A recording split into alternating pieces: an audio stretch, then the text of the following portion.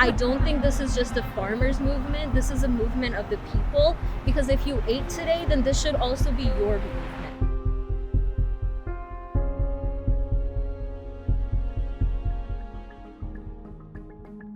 For several months, farmers from across India have been marching on the capital of New Delhi to protest a series of agricultural reforms passed last year in Parliament. Protesters have been blocking highways, creating makeshift tents in the street, and are determined to block access to the capital until their demands are met.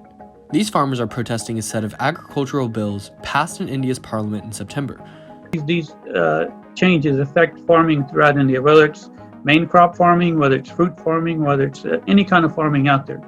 Bills that were pushed through the Indian Parliament without a proper vote. This is super sad because it's a murder of the biggest democracy in the world, what is happening right now.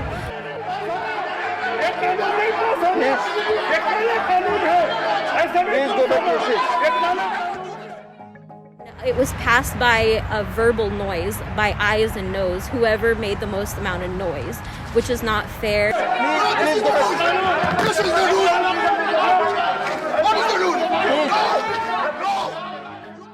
Bills which the protesters say undermine small farmers in India and allow multinational farming companies to displace millions from their livelihoods.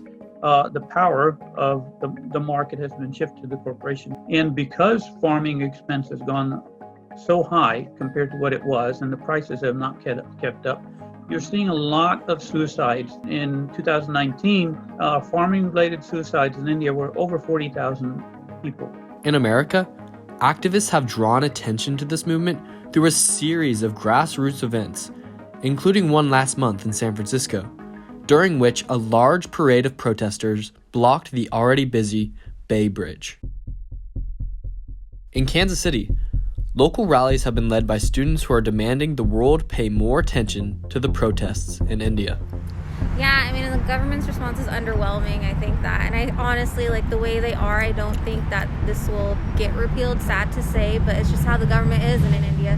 The government is responding to these peaceful protesters with tear gas and with water cannons. It's supposed to be the world's largest democracy, and it's nothing like a democracy, and I think that's disappointing to hear, to see.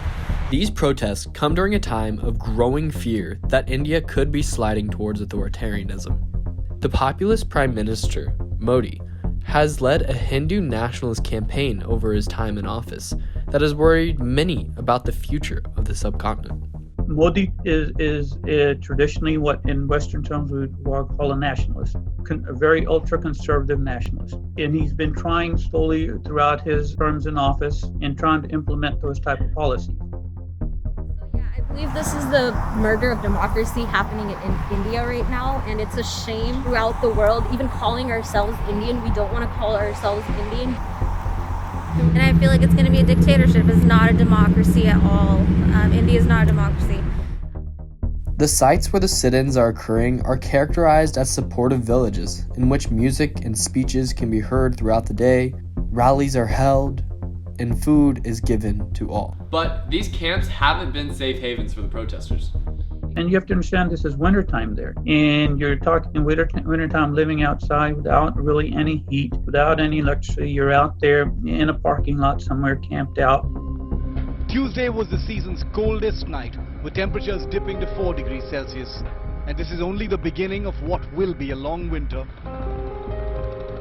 Extreme low temperatures combined with rain showers has led to the death of dozens. As of this week, at least 100 protesters have died in the streets. Despite the growing hardship, the protesters are increasingly emboldened to persevere until the 3 agricultural bills are repealed. And the farmers, a lot of farmers that you've seen, they've burnt their crops because to them, if they're not getting their market rates, it's useless for them to keep going into the business. The Indian Supreme Court has said they will temporarily pause these agricultural bills, a move which protesters say is not enough to rectify the situation. With the end of the protests still out of sight, and with both sides becoming increasingly dug in, what will this mean for the future of the world's largest democracy?